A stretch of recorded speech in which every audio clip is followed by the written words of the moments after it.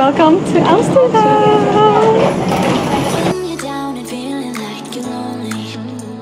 Someone else out there feels just like you. Go outside and be kind to a stranger. Watch what happens every time you do.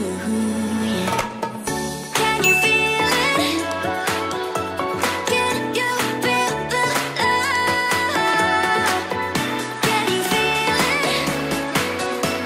Can you feel the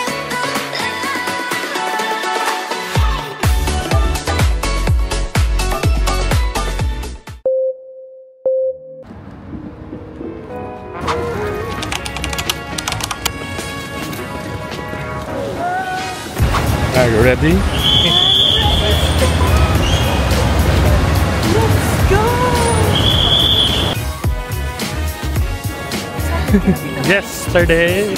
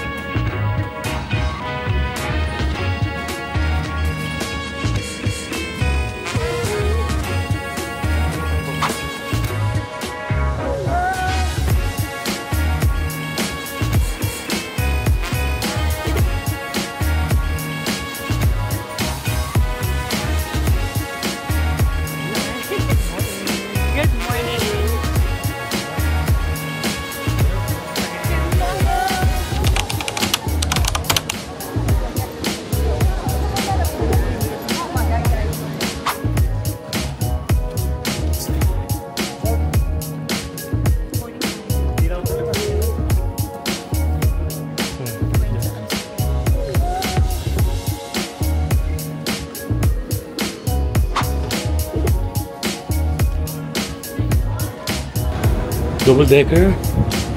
Double decker. Double decker tayo. Kasi diba mag-CA puro double decker? Sa plane, hindi naman.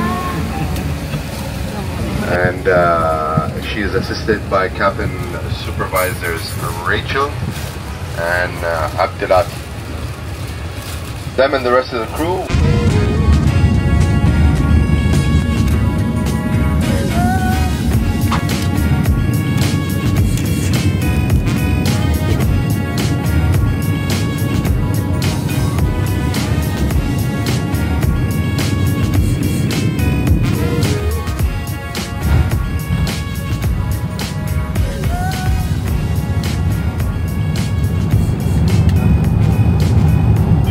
Tito Mark, we arrived in Amsterdam.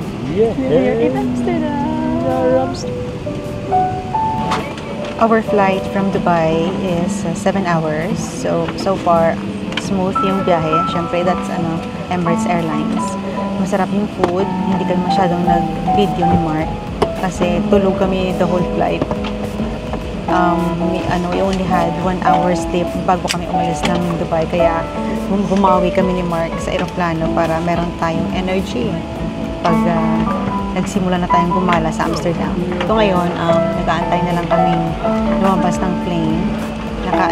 Naka-park na rin yung aming eroplano.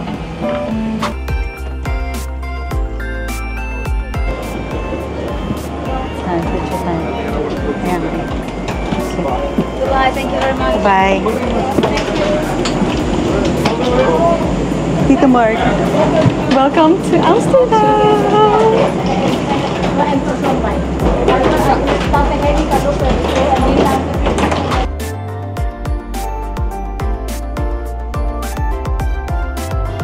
Kami na yata ni Tito Mark ang pinaka-last sa pila.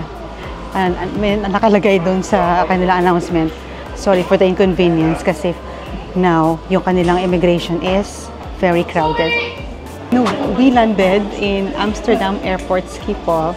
So we are on our way to immigration and then i-collect natin ating luggage. We don't have any idea yet kung paano kami sasakay ng train papunta doon sa aming accommodation, but we'll find out. Basta meron lang kaming maps. It's good na nag-activate na rin yung data na kinuha namin Tito Mark sa Klook. I think, as I can remember, kumuha si Mark ng 15 days data sa Klook, and that's unlimited 2 GB. Anyway, we'll find out with Tito Mark, ha?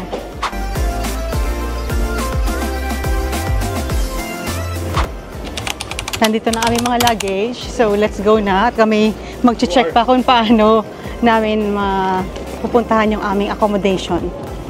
Grabe, ang tagal ng pila. Dumating kami ng, lumapag yung aeroplano alas 2. Ano oras na, Tito Mark? 4 o'clock, 2 hours. Grabe, ang tagal. Pero, thank you, Lord. Ewan ko ba, parang kahit sabihin mo pang ang tagal, or maraming beses na kaming nagtatravel ni Tito Mark. Basta, pag immigration talaga, kinakabahan pa rin. So, let's go out. Hanapin namin kung paano kami makakasakay ng train.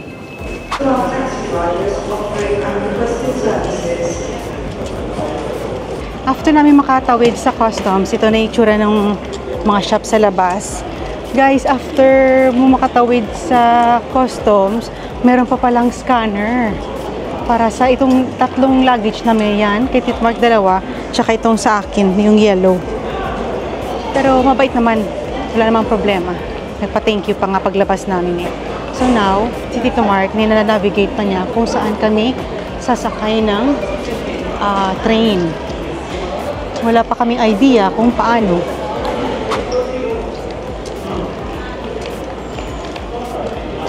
Guys, hindi pa kami sigurado sa aming dinadaanan. Sabi kasi Tito Mark, according sa Google Map, dito daw, ito. Pero let's see kung tama ba yung aming pinupuntahan. This is Schiphol Airport. Doon sa dulo na yon, bumili kami ng ticket for 11 euro.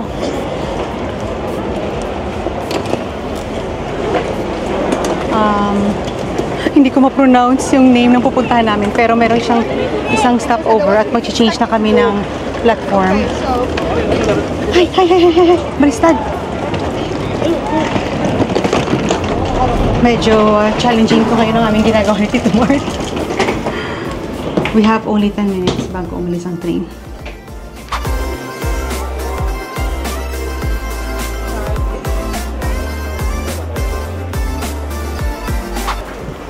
Medyo mabilis ang mga pangyayari. Tama ba ating sinakyan, Tito Mark? Mabilis ang pangyayari. Hindi tayo sumakay kasi ngayon na kumain. Sabi ni Tito Mark, teka lang. Hindi kasi, sinabi ko, alis din tren. Kaya kasi hindi mo tayo first class, wala naman timing ngayon. May seat number yon. Parang ka lang bumili ng sa mga metro station. Sinasabi lang niya, alis na yung tren ng gano'ng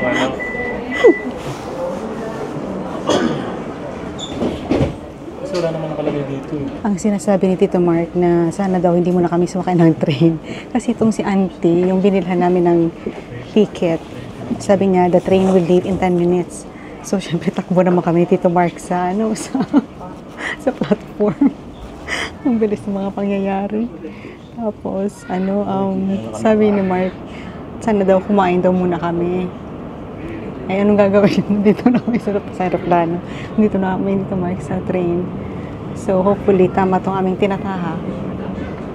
Nakatayo si Tito Mark kasi, may 3 kaming luggage. 3 kaming luggage.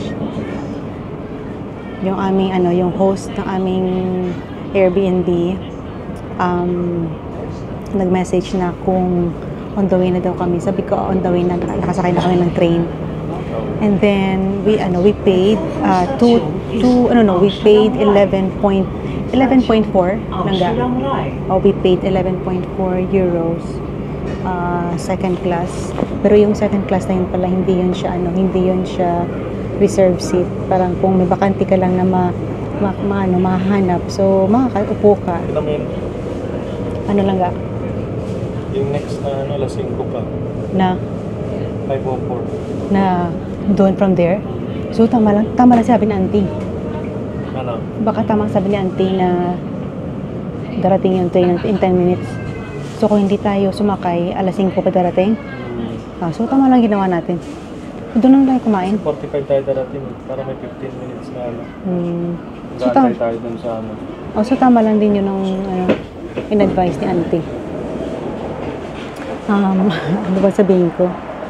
Merong kiosk doon na pwede kang bumili ng ticket. Tapos, by card ang pagbabayad. So, ngayon, nag-aaral naman kami ni Mark. Nagdidebate naman kami kadalawa na dapat daw pala hindi namin inubos. Not inubos. Hindi kasi na kami nag-withdraw ng malaking cash at nagpa-exchange ng euro. Kasi nga, syempre modern ang panahon ngayon. Lahat cards na. May bitbit kaming cash. So, syempre, panibagong bansa itong aming pinupuntahan, panibago na naman itong pag-explore. So, anyway, it's okay. Let's see na paano mangyayari sa amin dito. So, medyo tahimik tayo dito magsalita kasi nga, nasa train tayo, nakakahiyang mag-ingay. Guys, update namin kayo.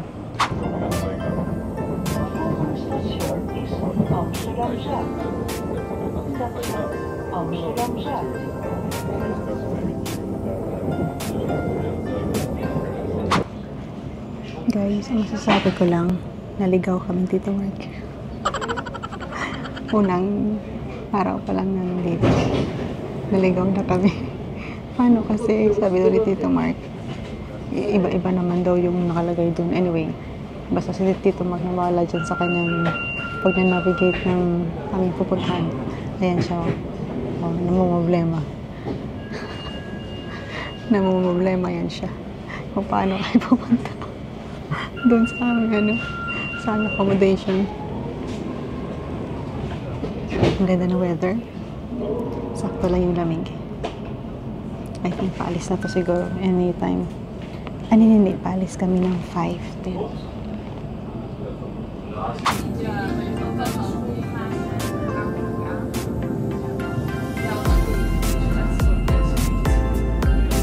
Naka-check-in. Wow, check-in. Oh, may gym pala dun. Naka-check-in na kami sa aming parang Airbnb. Shout out kay Ate Chappy dahil sa kanya, nakatira kami dito sa apartment na to. Hello, Ate Chappy. Thank you. So, ang aming accommodation is sa Holendrecht. Ano siya, malayo siya sa Central, 20 minutes sa Central, pero 2 minutes walk lang papuntang train station or metro station. Ang ganda ng lugar kasi ang tahimik, mapayapa, fresh ang hangin, malinis. Ang weather ngayon is 15 degrees. So, hindi mo kailangan ng super warm na mga jacket. Anyway, mga ganito lang carry na namin dito, Mark. 6:57 PM. May tinuro si Kuya na kainan doon. And then, sabi niya, ito pa pala, kung gusto niyo pumunta na Amsterdam, we suggest na sa first day lang namin to we suggest na wag na kayong magpa-exchange or magbitbit ng maraming cash kasi mostly ng mga kahit pambayad sa train, kahit nga dun sa mga vending machine, itatap lang yung card. So, wrong move kami Tito Mark na nagdala kami ng hindi naman sang katutak, kusan at least kung naka-save na lang siya sa debit card. Hindi makalalaman naman natin ang rate niyan kung ng debit card. Kasi we avoid naman na mag-credit card kasi di ba usually sa lugi ka naman sa exchange rate. So that's all for today's vlog. Charot. So guys, halika. Punta tayo doon sa labas kung ano ang makikita nyo. Bukas na lang. Bukas na lang. Ay, oo nga Pakita ko sa inyo guys yung lobby. Uy, tingnan nyo. Napaka-high-tech nung basta lang ga. Hindi pakita ko dito. Dito ba? Ay, kanina, napaka-high-tech ng kanilang... Ay, wala akong susi. Napaka-high-tech ng pinto. Kanina sabi ng hindi ka pwedeng umakyat basta-basta kasi idodoorbell mo yung unit na napupuntahan mo. Tapos, doon sa taas, makikita nila kung sino ang nagdo-doorbell. Ito guys, so kanina, dito. For example, yan. Tadaan! Asan na? Kasi kung ito yung number ng room nila or dyan, ipipress mo yan. Tapos itatype mo dyan yung room number. Tapos i-ring mo ang bell. Ito yung may camera. Makikita ka nila doon kung sino ang nagdo-doorbell. So, bago ka pa makapasok dito, dyan sa pintong yan. Yan sa pintong yan, meron ding another doorbell. Grabe no, napakahigpit. So, paano ko dito papasok? Ay, hindi. Hala, paano ko to magagamit? Nope. Uy. Hala, paano to? Nope. Nope. No, hindi ko na alam. Uy, paano to? Ito pala. Hingot. Basa-basa din pag may time. Ano yun? Ulit. Top card. Ayan. Tito Mark. Tatanga-tanga na naman ako. Sabi ko, ba't hindi ko mabuksan? Hindi ko mabuksan. Yung pala kailangan ko itap ko dun sa may bilog. Halika na. Kaya nga nagsusi, di ba? Gutom lang to. Halika na. Kain na tayo. Basa tayo, guys. So, let's check kung saan tayo kakain. Diyan ba sa restaurant na yan? Or doon sa dulo? Saan kaya yun? Ano yun? Si Tito Mark. Si Tito Mark. May nakitang may bit-bit na pagkain.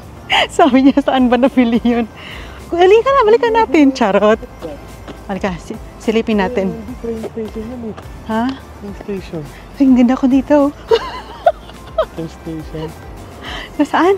Train station yan? O saan tayo kakain? O dito na lang.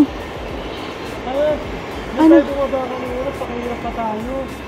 Animal. Dapat pala dito oh. Kaya pala sabi ni Ma'am Daphne, 2 minutes away from the station. Dapat tayo dumaan kanina. Dito, gumanon. Pinagtuturo eh. Dito lang pala o padiretso. Diretso lang, papunta na dun. Ay, saan ba yung dun na yun? Ayun, dun. Kaya lang kasi hindi natin makikita yung harap. Oo. Hindi tayo maka-doorbell. Yes. Correct. So, let's go. Woo, alamig. Alamig pala. Let's go. Kaya tayo. Ako'y nagugutom na.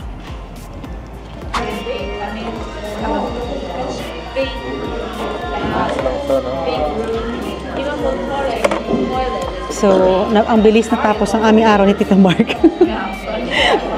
First day guys. First day. Pagdating na ng Amsterdam, naligaw kami. Pero, syempre, Tito Mark, di ba? Enjoy ka pa rin, di ba? Enjoy ka Tito Mark. Charge to experience. Wala pa yan sa Japan namin nung dalawang oras kami naglalakad. Uy, di ba yung first time natin, no? Oh, yung Japan namin, wala pa kaming YouTube nun. Grabe ang Japan na yun. Punta kami ng Sapporo. Naligaw kami. Yun naman, kasalanan talaga ng hotel. Kasi mali yung pin na binigay. Sabi ko sa'yo, ang kapal na ng snow, ang lamig-lamig na. Pero naka-outfit naman kami. Pero syempre, hindi pa ba kami naka-adapt sa negative na temperature sa Sapporo. So, anyway, part na talaga ito ng aming pagtatravel ni Tito Mark. So, ano ating food? My love. So sweet. It's special. Italian food daw, sabi ito ni Kuya eh. Sabi ni Tito Mark, wala ba dito makakain ng kanin? Tapsilog. Tsaka beef silog. Atap silog, bango silog. So ito rin kanilang food, lahat pizza. Nagre-range siya sa mga 14.50 euros, 16 euros. Ito, gusto ko malaman kung ano dito masarap eh. Para medyo mabusog naman kami Tito Mark. So first, we have our focaccia bread. Si Tito Mark, kilala niya si focaccia, kung hindi ko siya kilala. Ito, special egg. Ano tawag ito kanina? Nakalimutan kung title nito. Basta egg siya with, ano ba ito sabi niya? With tomatoes. So, let's eat. Dahil kami ay gutom na. Waiting tayo sa aming pizza. Ano to? Hawakan lang yan? Hawakan. Ay, ito pala ito, ha? Kapal yan. Makapal. Sasawa tayo. Sasaw sa may egg. Nalaman natin to. Ay, focaccia egg na tumbas. Focaccia egg. Focaccia bread pala. Yeah. Masarap. Nakaiba. Ano title nito? Yan na yung order mo. Dumating. Order mo? Ewan ko, basta pizza daw na may sausage. Kung ano, dapat pakinuha natin title nito. Parang kakaiba to ah. Ano kaya to? Tikman ko muna. Ha? Mamoy. Oo, may mamoy. Sinigang yan nilagay dyan. Uy! Ano to daw? Kangkong? Sinigang. Tikman natin kung ano to. Parang ano mamamayat kami ni Tito Mark dito. Walang kanin. Ay, ano to? Ay, dumikit siya.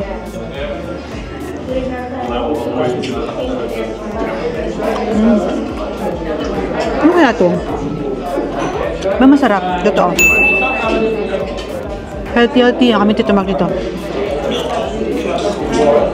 Kain muna kami guys. Let's eat guys.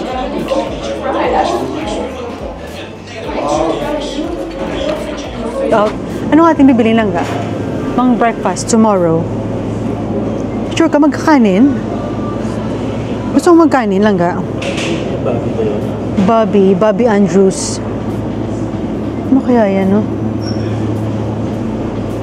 Ano ating pipiliin? Lasagna? Ay!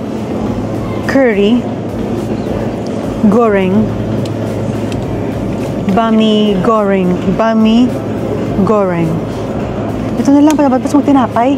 Pag gusto mo yan. Yan na lang, no? Ito na lang, isa na lang, no? Para meron tayong pang breakfast. Sige, kunin mo lang, ga. Okay, isa. Just in case gutumin ako lang, gamaya. Ano kainin ko? Let's check for tinapay. 3 times 4, 12. Uy, mura. Mura? Oo. 12 lang. Baka masarap yan, hangga. Mag-try tayo. Kaso pag hindi natin naubos lang, mas pangit na to. Masyado marami. Pwede makaligay? Maghugas pa tayo doon. Tayo natin, nasa bahay. Sige.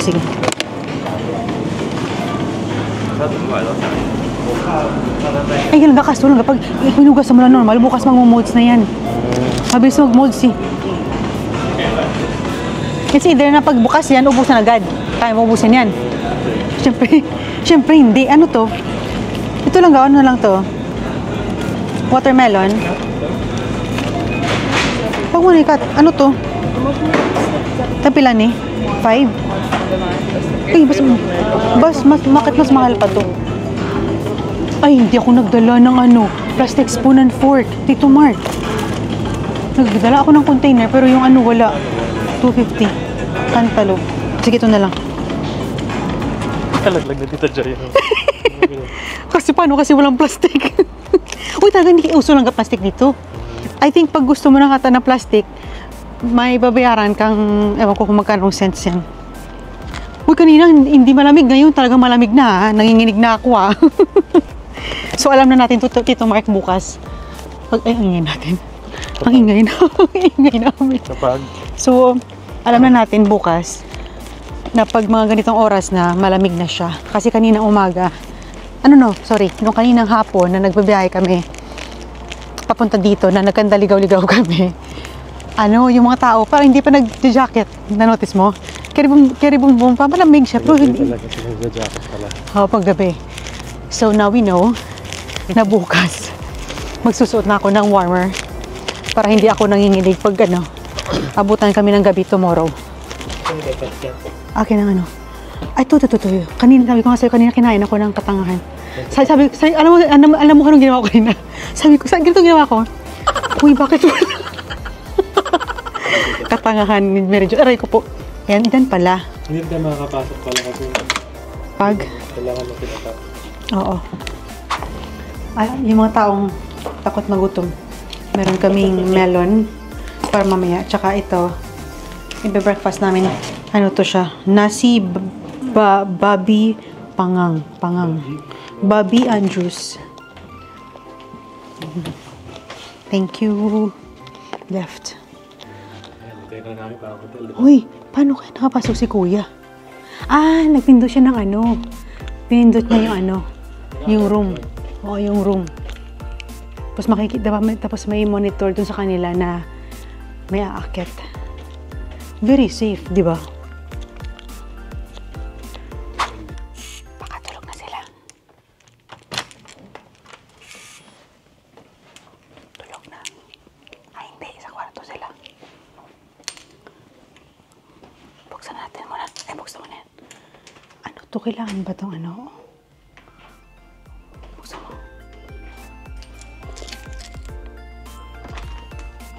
Ano, lock na yan siya, Matek? Lock na yan, Matek.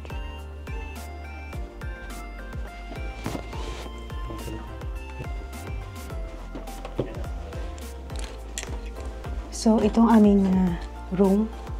Ang ating room tour for today's video. Okay, pakita ko sa inyo. Ano, spacious nilang kwarto. Ayan, oh, ganda. Ang aming maleta. Nagsusumigaw. Tingnan mo, ang cute ng boots ng anak nila. Cute. Okay, so, ito yung bed.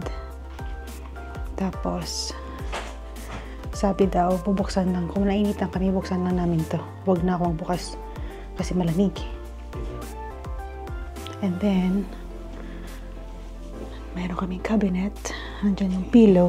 Tapos, this is our toilet. Pakita ko sa inyo. Ayan. Ayan. Diba? Diba? Not bad na. So, itong room nila is 80 euros per night. O, diba guys, walang AC. Merong electric fan. So, okay na ako dyan. Solve na ako dyan sa electric fan. So, guys, maaga tayong magpahinga. Kasi maaga kaming lalarga tomorrow. Tomorrow is the start of our gala. So, I will end this vlog. More adventures with Tito Mark. Yes, Saturday bukas. Makapagpahinga muna kami. Yes. Good night. Bye-bye. Bye-bye.